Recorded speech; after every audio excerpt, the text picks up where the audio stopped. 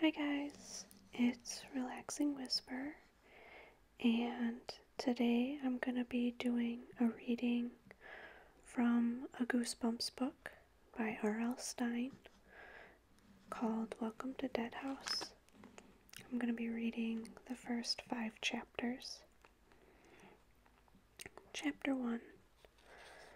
Josh and I hated our new house. Sure, it was big. It looked like a mansion compared to our old house. It was a tall, red brick house with a sloping black roof and rows of windows framed by black shutters. It's so dark, I thought, studying it from the street. The whole house was covered in darkness, as if it were hiding in the shadows of the gnarled old trees that bent over it. It was the middle of July, but dead brown leaves blanketed the front yard. Our sneakers crunched over them as we trudged up the gravel driveway. Tall weeds poked up everywhere through the dead leaves. Thick clumps of weeds had completely overgrown an old flower bed beside the front porch. This house is creepy, I thought unhappily. Josh must have been thinking the same thing. Looking up at the old house, we both groaned loudly. Mr. Dawes, the friendly young man from the local real estate office, stopped near the front walk and turned around. "Everything okay?" he asked, staring first at Josh, then at me with the crinkly blue eyes. "Josh and Amanda aren't happy about moving," Dad explained, tucking his shirt tail in. Dad is a little overweight, and his shirts always seem to be coming untucked. "It's hard for kids," my mother added, smiling at Mr. Dawes, her hands shoved into her jeans pockets as she continued up to the front door. "You know, leaving all their friends behind, moving to a strange new place." "Strange is right," Josh said, shaking his head. "This house is gross." Mr. Dawes chuckled. "It's an old house, that's for sure," he said, patting Josh on the shoulder. "It just needs some work, Josh," Dad said, smiling at Mr. Dawes. "No one has lived in it for a while, so it'll take some fixing up." "Look how big it is," Mom added, smoothing back her straight black hair and smiling at Josh. "We'll have room for a den, and maybe a rec room too. You'd like that, wouldn't you, Amanda?" I shrugged. A cold breeze made me shiver. It was actually a beautiful, hot summer day, but the closer we got to the house, the colder I felt. I guessed it was because of all the tall old trees. I was wearing white tennis shorts and a sleeveless blue t-shirt. It had been hot in the car, but now I was freezing. Maybe it'll be warmer in the house, I thought. "How old are they?" Mr. Dawes asked Mom, stepping onto the front porch. "Amanda is 12, Mom answered, "and Josh turned 11 last month." "They look so much alike," Mr. Dawes told Mom.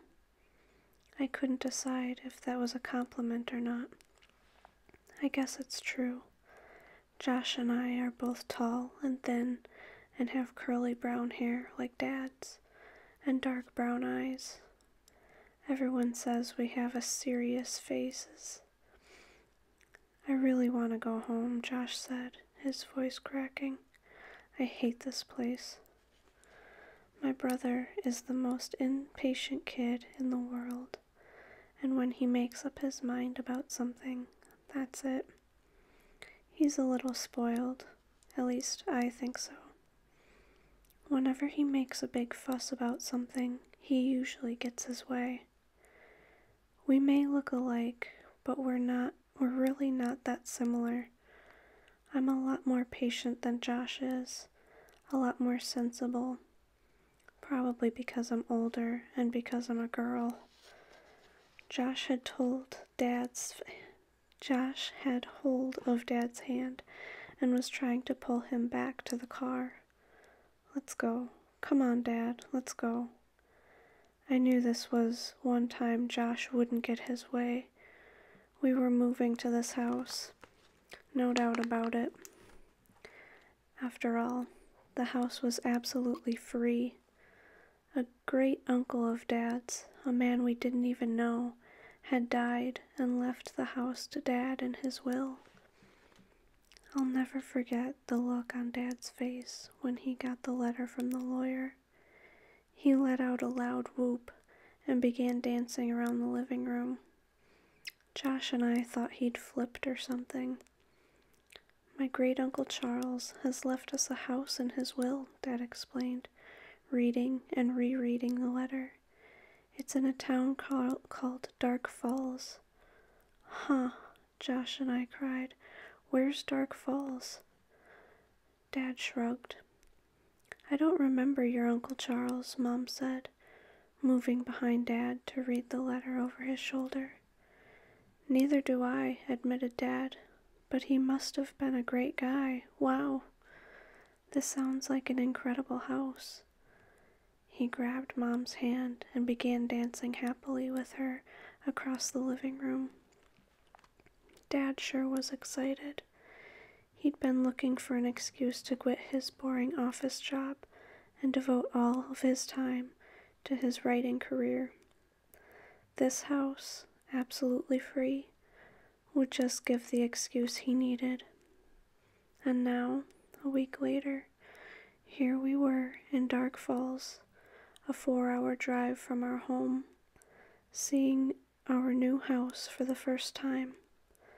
We hadn't even gone inside, and Josh was trying to drag Dad back to the car. Josh, stop pulling me, Dad snapped impatiently, trying to tug his hand out of Josh's grasp. Dad glanced helplessly at Mr. Dawes. I could see that he was embarrassed by how Josh was carrying on. I decided maybe I could help. Let's go, Josh, I said quietly, grabbing Josh by the shoulder. We promised we'd live in Dark Falls. We'd give Dark Falls a chance, remember? I already gave it a chance, Josh whined, not letting go of Dad's hand. This house is old and ugly, and I hate it. You haven't even gone inside, Dad said angrily. Yes, let's go in, Mr. Dawes urged, staring at Josh. I'm staying outside, Josh insisted. He can be really stubborn sometimes. I felt just as unhappy as Josh looking at this dark, old house, but I'd never carry on the way Josh was. Josh, don't you want to pick out your own room? Mom asked. No, Josh muttered. He and I both glanced up to the second floor. There were 2 large bay windows side by side up there. They looked like 2 dark eyes staring back at us. How long have you lived in your present house? Mr. Dawes asked Dad. Dad had to think about it for a second. About 14 years, he answered. The kids have lived there their whole lives. Moving is always hard, Mr. Dawes said sympathetically, turning his gaze on me. You know, Amanda, I moved here to Dark Falls just a few months ago. I didn't like it much either at first, but now I wouldn't live anywhere else. He winked at me. He had a cute dimple in his chin when he smiled. Let's go inside. It's really quite nice. You'll be surprised. All of us followed Mr. Dawes, except Josh. Are there other kids on this block? Josh demanded. He made it sound more like a challenge than a question. Mr. Dawes nodded. The school's just 2 blocks away, he said, pointing up the street. See, Mom quickly cut in. A short walk to school. No more long bus rides every morning. I liked the bus, Josh insisted. His mind was made up. He wasn't going to give my parents a break, even though we'd both promised to be open-minded about this move. I don't know what Josh thought he had to gain by being such a pain. I mean, Dad already had plenty to worry about. For one thing, he hadn't been able to sell our old house yet.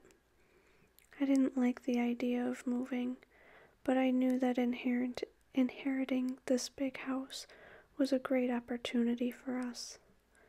We were so cramped in our little house, and once Dad managed to sell the old place, we wouldn't have to worry at all about money anymore. Josh should at least give it a chance. That's what I thought. Suddenly, from our car at the foot of the driveway, we heard Petey barking and howling and making a fuss. Petey is our dog, a white, curly-haired terrier, cute as a button and usually well-behaved. He never minded being left in the car, but now he was yowling and yapping at full volume and scratching at the car window, desperate to get out. "Petey, quiet, quiet," I shouted. Petey usually listened to me, but not this time.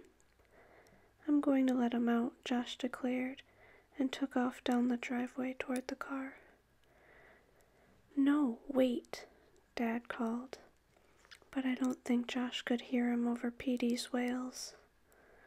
"Might as well let the dog explore," Mr. Dawes said.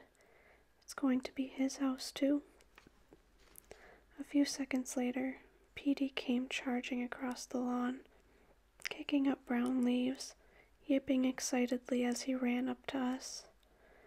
He jumped on all of us, as if he hadn't seen us in weeks, and then, to our surprise, he started growling menacingly and barking at Mr. Dawes. "Petey, stop," Mom yelled. "He's never done this," Dad said apologetically.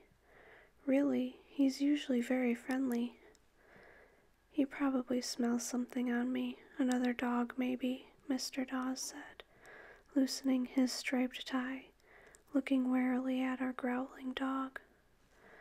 Finally, Josh grabbed Petey around his middle and lifted him away from Mr. Dawes. "Stop it, Petey," Josh scolded, holding the dog up close to his face so that they were nose to nose. "Mr. Dawes is our friend." Petey whimpered and licked Josh's face. After a short while, Josh set him back on the ground. Petey looked up at Mr. Dawes, then at me, then decided to go sniffing around the yard, letting his nose lead the way. "Let's go inside," Mr. Dawes urged, moving a hand through his short blonde hair. He unlocked the front door and pushed it open. Mr. Dawes held the screen door open for us. I started to follow my parents into the house. "I'll stay out here with Petey," Josh insisted from the walk. Dad started to protest, but changed his mind. "Okay, fine," he said, sighing and shaking his head. "I'm not going to argue with you. Don't come in. You can live outside if you want." He sounded really exasperated. "I want to stay with Petey, Josh said again, watching Petey nose his way through the dead flower bed. Mr. Dawes followed us into the hallway, gently closing the screen door behind him, giving Josh a final glance. "He'll be fine," he said softly, smiling at Mom. "He can be so stubborn sometimes," Mom said apologetically. She peeked into the living room. "I'm really sorry about Petey. I don't know what got into that dog." problem. Let's start in the living room, Mr. Dawes said, leading the way. I think you'll be pleasantly surprised at how spacious it is. Of course, it needs work. He took us on a tour of every room in the house. I was beginning to get excited. The house was really kind of neat. There were so many rooms and so many closets, and my room was huge, had its own bathroom and an old-fashioned window seat where I could sit at the window and look down at the street. I wished Josh had come inside with us. If he could see how great the house was inside, I knew he'd start to cheer up. I couldn't believe how many rooms there were. Even a finished attic filled with old furniture and stacks of old mysterious cartons we could explore. We must have been inside for at least half an hour. I didn't really keep track of the time. I think all three of us were feeling cheered up. Well, I think I've shown you everything, Mr. Dawes said, glancing at his watch. He led the way to the front door. Wait, I want to take one more look at my room, I told them excitedly. I started up the stairs, taking them two at a time. I'll be down in a second. Hurry, dear. I'm sure Mr. Dawes has other appointments, Mom called after me. I reached the second-floor landing and hurried down the narrow hallway and into my room. Wow, I said aloud, and the word echoed faintly against the empty walls. It was so big, and I loved the bay window with the window seat. I walked over to it and peered out. Through the trees, I could see our car in the driveway, and beyond it, a house that looked a lot like ours across the street. I'm going to put my bed against the wall across from the window, I thought happily, and my desk can go over there. I'll have room for a computer now. I took one more look at my closet, a long walk-in closet with a light in the ceiling and wide shelves against the back wall. I was heading to the door, thinking about which of my posters I wanted to bring with me, when I saw the boy.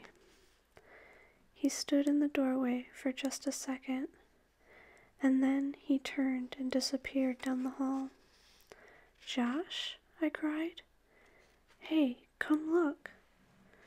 With a shock, I realized it wasn't Josh.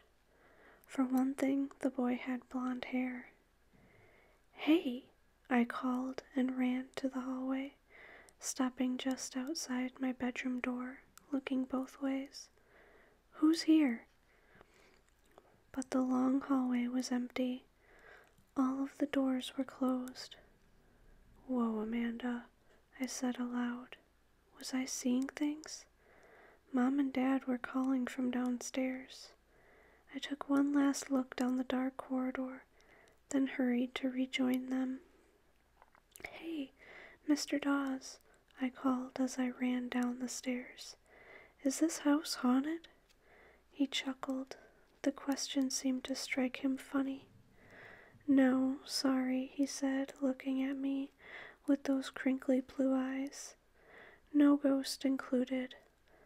A lot of old houses around here are said to be haunted, but I'm afraid this isn't one of them. I thought I saw something, I said, feeling a little foolish. Probably just shadows, Mom said. With all the trees, this house is so dark. Why don't you run outside and tell Josh about the house? Dad suggested, tucking in the front of his shirt. Your mom and I have some things to talk over with Mr. Dawes. Yes, Master, I said, with a little bow, and obediently ran out to tell Josh all about what he had missed. Hey, Josh, I called out eagerly, searching the yard. Josh? My heart sank. Josh and Petey were gone. Chapter 2. Josh! Josh! First I called Josh, then I called Petey, but there was no sign of either of them. I ran down to the bottom of the driveway and peered into the car, but they weren't there. Mom and Dad were still inside, talking with Mr. Dawes. I looked along the street in both directions, but there was no sign of them. Josh! Hey, Josh! Finally, Mom and Dad came hurrying out the front door, looking alarmed. I guess they heard my shouts. I can't find Josh or Petey, I yelled up to them from the street. Maybe they're around back, Dad shouted down to me. I headed up the driveway, kicking away dead leaves as I ran. It was sunny on the street, but as soon as I entered our yard, I was back in the shade, and it was immediately cool again. Hey, Josh! Josh, where are you? Why did I feel so scared? It was perfectly natural for Josh to was scared. Why did I feel so scared? It was perfectly natural for Josh to wander off. He did it all the time. I ran full speed along the side of the house. Tall trees leaned over the house on this side, blocking out nearly all of the sunlight.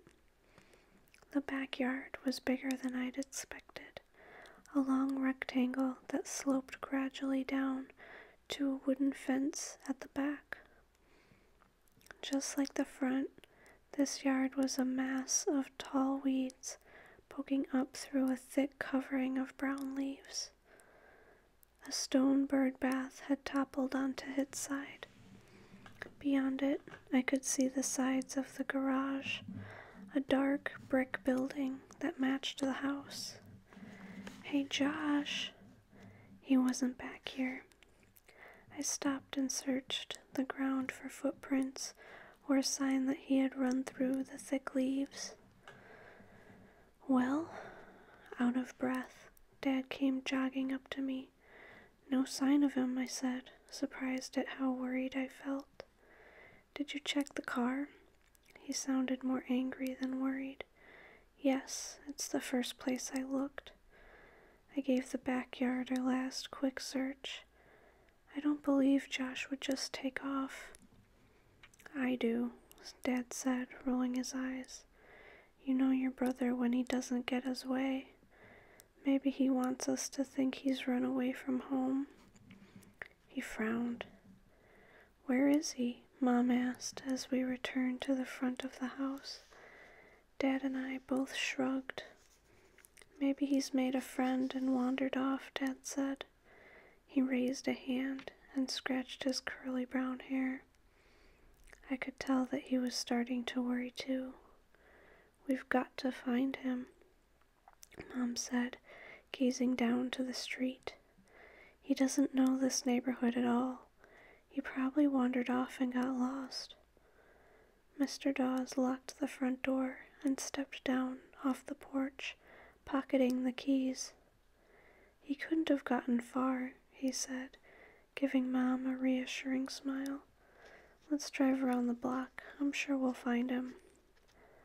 Mom shook her head and glanced nervously at Dad. I'll kill him, she muttered. Dad patted her on the shoulder. Mr. Dawes opened the trunk of the small Honda, pulled off his dark blazer, and tossed it inside. Then he took out a wide-brimmed black cowboy hat and put it on his head. Hey, that's quite a hat, Dad said, climbing into the front passenger seat. Keeps the sun away, Mr. Dawes said, sliding behind the wheel and slamming the car door. Mom and I got in the back. Glancing over at her, I saw that Mom was as worried as I was. We headed down the block in silence, all four of us staring out the car windows. The houses we passed all seemed old. Most of them were even bigger than our house. All of them seemed to be in better condition, nicely painted, with neat, well-trimmed lawns. I didn't see any people in the houses or yards, and there was no one on the street. It certainly is a quiet neighborhood, I thought, and shady. The houses all seemed to be surrounded by tall, leafy trees. The front yards we drove slowly past all seemed to be bathed in shade. The street was the only sunny place, a narrow gold ribbon that ran through the shadows on both sides. Maybe that's why they called it Dark Falls, I thought. "Where is that son of mine?" Dad asked, staring hard out the windshield. "I'll kill him, I really will," Mom muttered. It wasn't the first time she had said that about Josh. We had gone around the block twice. No sign of him. Mr. Dawes suggested we drive around the next few blocks, and Dad quickly agreed. "Hope I don't get lost. I'm new here too," Mr. Dawes said, turning a corner. "Hey, there's the school," he announced, pointing out the window at the tall red brick building. It looked very old-fashioned, with white columns on both sides of the double front doors. "Of course it's closed now," Mr. Dawes added. My eyes searched the fenced-in playground behind the school. It was empty. No one there. "Could Josh have walked this far?" Mom asked, her voice tight and higher than usual. "Josh doesn't walk," Dad said, rolling his eyes. "He runs." "We'll find him," Mr. Dawes said confidently, tapping his fingers on the wheel as he steered. We turned a corner onto another shady block. A street sign read Cemetery Drive, and sure enough, a large cemetery rose up in front of us. Granite gravestones rolled along a low hill which sloped down and then up again onto a large flat stretch, also marked with rows of low grave markers and monuments. A few shrubs dotted the cemetery, but there weren't many trees. As we drove slowly past, the gravestones passing in a blur on the left, I realized that this was the sunniest spot I had seen in the whole town. "There's your son," Mr. Dawes, pointing out the window, stopped the car suddenly. "Oh, thank goodness," Mom exclaimed, leaning down to see out the window on my side of the car. Sure enough, there was Josh, running wildly along a crooked row of low white gravestones. "What's he doing here?" I asked, pushing open my car door. I stepped down from the car, took a few steps onto the grass, and called to him. At first, he didn't react to my shouts. He seemed to be ducking and dodging through the tombstones. He would run in one direction, then cut to the side, then head in another direction. Why was he doing that? I took another few steps and then stopped, gripped with fear. I suddenly realized why Josh was darting and ducking like that, running so wildly through the tombstones. He was being chased. Someone or something was after him. Chapter 3. Then, as I took a few reluctant steps forward toward Josh, watching him bend low, then change directions, his arms outstretched as he ran, I realized I had it completely backward. Josh wasn't being chased. Josh was chasing. He was chasing after Petey. Okay, so sometimes my imagination runs away with me. Running through an old graveyard like this, even in bright daylight, it's only natural that a person might start to have weird thoughts.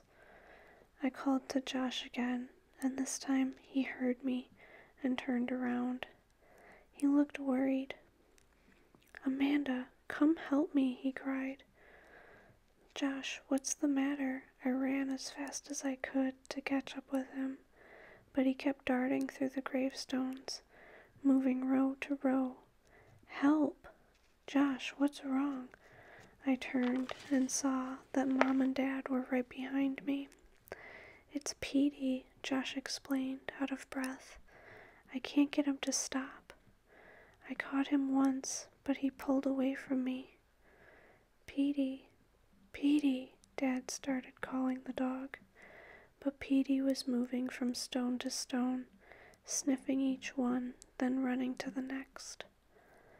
"How did you get all the way over here?" Dad asked as he caught up with my brother. "I had to follow Petey," Josh explained, still looking very worried. "He just took off. One second he was sniffing around that dead flower bed in our front yard. The next second, he just started to run.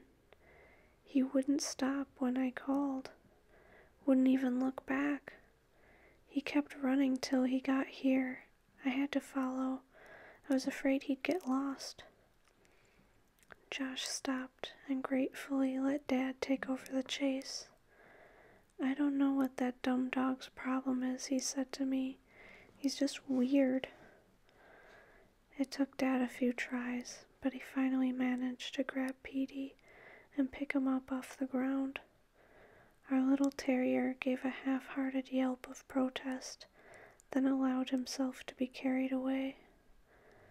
We all trooped back to the car on the side of the road. Mr. Dawes was waiting by the car. "Maybe you'd better get a leash for that dog," he said, looking very concerned. "Petey's never been on a leash," Josh protested, warily climbing into the back seat. "Well, we might have to try one for a while," Dad said quietly, "especially if he keeps running away." Dad tossed Petey into the back seat. The dog eagerly curled up in Josh's arms. The rest of us piled into the car, and Mr. Dawes drove us back to his office, a tiny, white, flat-roofed building at the end of the row of small offices. As we rode, I reached over and stroked the back of Petey's head. Why did the dog run away like that, I wondered. Petey had never done that before. I guess that Petey was also upset about our moving. After all, Petey had spent his whole life in our house. He probably felt a lot like Josh and I did about having to pack up and move and never see the old neighborhood again. The new house, the new streets, and all the new smells must have freaked out the poor dog. Josh wanted to run away from the whole idea, and so did Petey. Anyway, that was my theory. Mr. Dawes parked the car in front of his tiny office, shook Dad's hand, and gave him a business card. "You can come by next week," he told Mom and Dad. "I'll have all the legal work done by then. After you sign the papers, you can move in any time." He pushed open the car door, giving us all a final smile, prepared to climb out. "Compton Dawes," Mom said, reading the white business card over Dad's shoulder. "That's an unusual name. Is Compton an old family name?" Mr. Dawes shook his head. "No," he said. "I'm the only Compton in the family. I have no idea where the name comes from. No idea at all. Maybe my parents just didn't know how to spell Charlie." Chuckling at his terrible joke, he climbed out of the car, lowered the wide, black Stetson hat on his head, pulled his blazer from the trunk and disappeared into the small white building.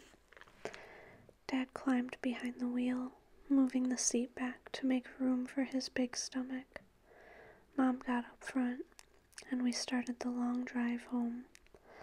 I guess you and Petey had quite an adventure today, Mom said to Josh, rolling up her window because Dad had turned on the air conditioner. I guess, Josh said without enthusiasm. Petey was sound asleep in his lap, snoring quietly. You're going to love your room, I told Josh. The whole house is great, really. Josh stared at me thoughtfully, but didn't answer. I poked him in the ribs with my elbow. Say something. Did you hear what I said? But the weird, thoughtful look didn't fade from Josh's face. The next couple of weeks seemed to crawl by. I walked around the house thinking about how I'd never see my room again, how I'd never eat breakfast in this kitchen again, how I'd never watch TV in the living room again, morbid stuff like that. I had this sick feeling when the movers came one afternoon and delivered a tall stack of cartons. Time to pack up. It was really happening. Even though it was the middle of the afternoon, I went up to my room and flopped down on my bed. I didn't nap or anything. I just stared at the ceiling for more than half an hour, and all these wild, unconnected thoughts ran through my head. Like a dream, only I was awake. I wasn't the only one who was nervous about the move. Mom and Dad were snapping at each other over nothing at all. One morning, they had a big fight over whether the bacon was too crispy or not. In a way, it seemed funny to see them being so childish. Josh was acting really sullen all the time.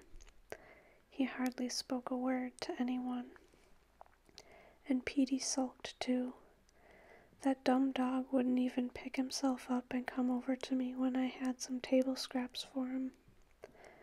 I guess the hardest part about moving was saying goodbye to my friends. Carol and Amy were away at camp, so I had to write to them. But Kathy was home, and she was my oldest and best friend, and the hardest to say goodbye to. I think some people were surprised that Kathy and I had stayed such good friends. For one thing, we looked so different. I was tall and thin and dark, and she's fair-skinned with long blonde hair and a little chubby. But we've been friends since preschool and best friends since 4th grade.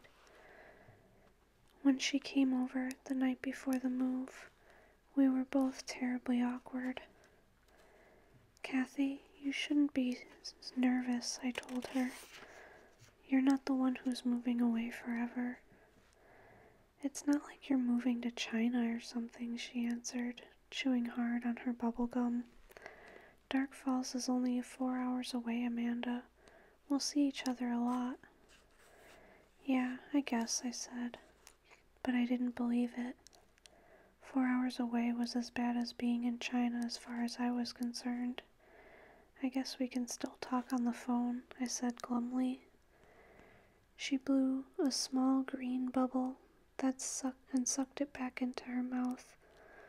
Yeah, sure, she said, pretending to be enthusiastic. You're lucky, you know, moving out of this crummy neighborhood to a big house. It's not a crummy neighborhood, I insisted. I don't know why I was defending the neighborhood. I never had before. One of our favorite pastimes was thinking of places we'd rather be growing up. School won't be the same without you, she sighed, curling her legs under the chair. Who's going to slip me the answers in math? I laughed. I always slipped you the wrong answers. But it was the thought that counted, Kathy said, and then she groaned. Ugh, Junior high. Is your new junior high part of the high school or part of the elementary school? I made a disgusted face. Everything's in one building. It's a small town, remember? There's no separate high school. At least, I didn't see one. Bummer, she said. Bummer was right. We chatted for hours until Kathy's mom called and said it was time for her to come home. Then we hugged. I had made up my mind that I wouldn't cry, but I could feel the big hot tears forming in the corners of my eyes, and then they were running down my cheeks. I'm so miserable, I wailed. I had planned to be really controlled and mature, but Kathy was my best friend after all, and what could I do? We made a promise that we'd always be together on our birthdays, no matter what. We'd force our parents to make sure we didn't miss each other's birthdays. And then we hugged again, and Kathy said, "Don't worry, we'll see each other a lot, really." And she had tears in her eyes too. She turned and ran out the door. The screen door slammed hard behind her. I stood there, staring out into the darkness until Petey came scampering in, his toenails clicking across the linoleum, and started to lick my hand. The next morning, moving day, was a rainy Saturday. Not a downpour, no thunder or lightning, but just enough rain and wind to make the long drive slow and unpleasant. The sky seemed to get darker as we neared the new neighborhood. The heavy trees bent low over the street. "Slow down, Jack," Mom warned shrilly. "The street is really slick." But Dad was in a hurry to get to the house before the moving van did. "They'll just put the stuff anywhere if we're not there to supervise," he explained. Josh, behind me in the back seat, was being a real pain, as usual. He kept complaining that he was thirsty. When that didn't get results, he started whining that he was starving. But we had all had a big breakfast, so that didn't get any reaction either. He just wanted attention, of course. I kept trying to cheer him up by telling him how great the house was inside and how big his room was. He still hadn't seen it, but he didn't want to be cheered up. He started wrestling with Petey, getting the poor dog all worked up, until Dad had to shout at him to stop. "Let's all try really hard not to get on each other's nerves," Mom suggested. Dad laughed. "Good idea, dear." "Don't make fun of me," she snapped. They started to argue about who was more exhausted from all the packing. Petey stood up on his hind legs and started to howl at the back window. "Can't you shut him up?" Mom screamed. I pulled Petey down, but he struggled back up and started howling again. "He's never done this before," I said. "Just get him quiet," Mom insisted. I pulled Petey down by his hind legs, and Josh started to howl. Mom turned around and gave him a dirty look. Josh didn't stop howling, though. He thought he was a riot. Finally, Dad pulled the car up the driveway of the new house. The tires crunched over the wet gravel. Rain pounded on the roof. "Home sweet home," Mom said. I couldn't tell if she was being sarcastic or not. I think she was really glad the car ride was over. "At least we beat the movers," Dad said, glancing at his watch. Then his expression changed. "Hope they're not lost."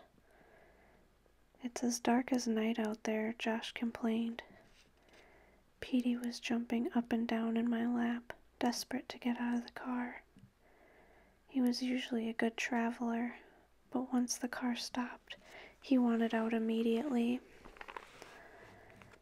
I opened my car door, and he leapt onto the driveway with a splash and started to run in a wild zigzag across the front yard. At least someone's glad to be here, Josh said quietly. Dad ran up the porch and, fumbling with the unfamiliar keys, managed to get the front door open. Then he motioned for us to come into the house. Mom and Josh ran across the walk, eager to get in out of the rain. I closed the car door behind me and started to jog after them. But something caught my eye. I stopped and looked up to the twin bay windows above the porch. I held a hand over my eyebrows to shield my eyes and squinted through the rain. Yes, I saw it. A face. In the window on the left. The same boy was up there, staring down at me. Chapter 4. Wipe your feet. Don't track mud on the nice clean floors, Mom called. Her voice echoed against the bare walls of the empty living room. I stepped into the hallway. The house smelled of paint. The painters had just finished on Thursday. It was hot in the house, much hotter than outside. This kitchen light won't go on, Dad called from the back. Did the painters turn off the electricity or something? How should I know? Mom shouted back. Their voices sounded so loud in the big empty house. Mom, there's someone upstairs, I cried, wiping my feet on the new welcome mat, and hurried into the living room. She was at the window, staring out at the rain, looking for the movers, probably. She spun around as I came in. What? There's a boy upstairs. I saw him in the window, I said, struggling to catch my breath. Josh entered the room from the back hallway. He'd probably been with Dad. He laughed. Is someone already living here? There's no one upstairs, Mom said, rolling her eyes. Are you two going to give me a break today or what? What did I do? Josh whined.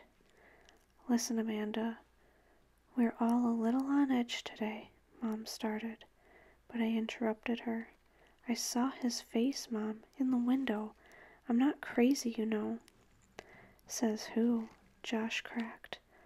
Amanda, Mom bit her lower lip, the way she always did when she was really exasperated. You saw a reflection or something, of a tree probably. She turned back to the window. The rain was coming down in sheets now, the wind driving it noisily against the large picture window. I ran to the stairway, cupped my hand over my mouth, and shouted up to the second floor. Who's up there? No answer. Who's up there? I called a little louder. Mom had her hands over her ears. Amanda, please. Josh had disappeared through the dining room. He was finally exploring the house. There was someone up there, I insisted, impulsively I started up the wooden stairway, my sneakers thudding loudly on the bare steps. Amanda, I heard Mom called after me, but I was too angry to stop. Why didn't she believe me? Why did she have to say it was a reflection of a tree I saw up there? I was curious. I had to know who was upstairs. I had to prove Mom wrong. I had to show her I hadn't seen a stupid reflection. I guess I can be pretty stubborn too. Maybe it's a family trait. The stairs squeaked and creaked under me as I climbed. I didn't feel at all scared until I reached the second floor landing. Then I suddenly had this heavy feeling in the pit of my stomach. I stopped, breathing hard, leaning on the banister. Who could it be? A burglar? A bored neighborhood kid who had broken into our empty house for a thrill? Maybe I shouldn't be up here alone, I realized. Maybe the boy in the window was dangerous. Anyone up here? I called, my voice suddenly trembly and weak. Still leaning against the banister, I listened, and I could hear footsteps scampering across the hallway. No, not footsteps. The rain. That's what it is. The patter of rain against the slate-shingled roof. For some reason, the sound made me feel a little calmer. I let go of the banister and stepped into the long, narrow hallway. It was dark up here, except for a rectangle of gray light from the small window at the other end. I took a few steps, the old wooden floorboards creaking noisily beneath me. Anyone up here? Again, no answer. I stepped up to the first doorway on my left. The door was closed. The smell of fresh paint was suffocating. There was a light switch on the wall near the door. Maybe it's for the hall light, I thought. I clicked it on, but nothing happened. Anybody here? My hand was trembling as I grabbed the doorknob. It felt warm in my hand and damp. I turned it and, taking a deep breath, pushed open the door. I peered into the room. Gray light filtered in through the bay window. A flash of lightning made me jump back. The thunder that followed was a dull, distant roar. Slowly, carefully, I took a step into the room, then another. No sign of anyone. This was a guest bedroom, or it could be Josh's room if he decided he liked it. Another flash of lightning. The sky seemed to be darkening. It was pitch black out there, even though it was just after lunchtime. I backed into the hall. The next room down was going to be mine. It also had a bay window that looked down on the front yard. Was the boy I saw staring down at me in my room? I crept down the hall, letting my hand run along the wall for some reason, and stopped outside my door, which was also closed. Taking a deep breath, I knocked on the door. "Who's in there?" I called. I listened. Silence. Then a clap of thunder, closer than the last. I froze as if I was paralyzed, holding my breath. It was so hot up here, hot and damp, and the smell of paint was making me dizzy. I grabbed the doorknob. Anyone in there? I started to turn the knob when the boy crept up from behind me and grabbed my shoulder. Chapter 5. I couldn't breathe. I couldn't cry out. My heart seemed to stop. My chest felt as if it were about to explode. With a desperate, terrified effort, I spun around. "Josh!" I shrieked. "You scared me to death. I thought—" He let go of me and took a step back. "Gotcha," he declared, and then started to laugh, a high-pitched laugh that echoed down along the bare hallway. My heart was pounding hard now. My forehead throbbed. "You're not funny," I said angrily. I shoved him against the wall. "You really scared me." He laughed and rolled around on the floor. He's really a sicko. I tried to shove him again, but missed. Angrily, I turned away from him, just in time to see my bedroom door slowly swinging open. I gasped in disbelief and froze, gaping at the moving door. Josh stopped laughing and stood up, immediately serious, his dark eyes wide with fright. I could hear someone moving inside the room. I could hear whispering, excited giggles. Who's there? I managed to stammer in a high little voice I didn't recognize. The door, creaking loudly, opened a bit more, then started to close. Who's there? I demanded, a bit more forcefully. Again, I could hear whispering, someone moving about. Josh had backed up against the wall and was edging away toward the stairs.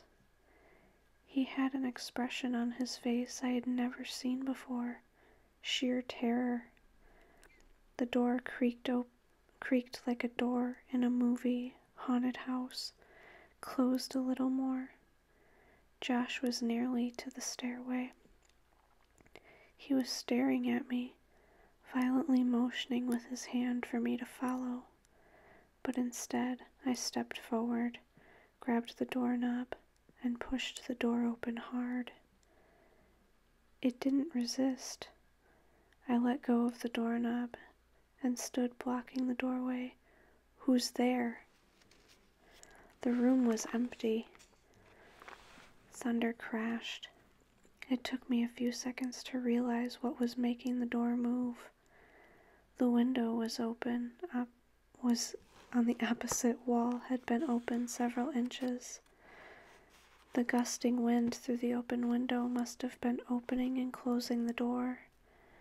I guessed it had also explained the other sounds I heard inside the room, the sounds I thought were whispers. Who had left the window open? The painters, probably. I took a deep breath and let it out slowly, waiting for my pounding heart to settle down to normal. Feeling a little foolish, I walked quickly to the window and pushed it shut. Amanda, are you all right? Josh whispered from the hallway. I started to answer him, but then I had a better idea. He had practically scared me to death a few minutes before. Why not give him a little scare? He deserved it. So I didn't answer him. I could hear him take a few timid steps closer to my room. Amanda? Amanda, are you okay? I tiptoed over to my closet, pulled the door open a third of the way. Then I laid down flat on the floor, on my back, with my head and shoulders hidden inside the closet, and the rest of me out in the room. Amanda? Josh sounded very scared. Oh, I moaned loudly.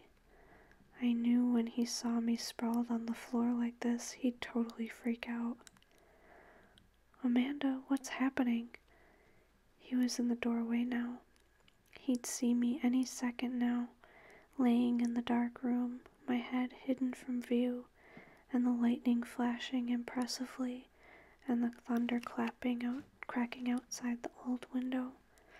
I took a deep breath and held it to keep from giggling. Amanda? He whispered.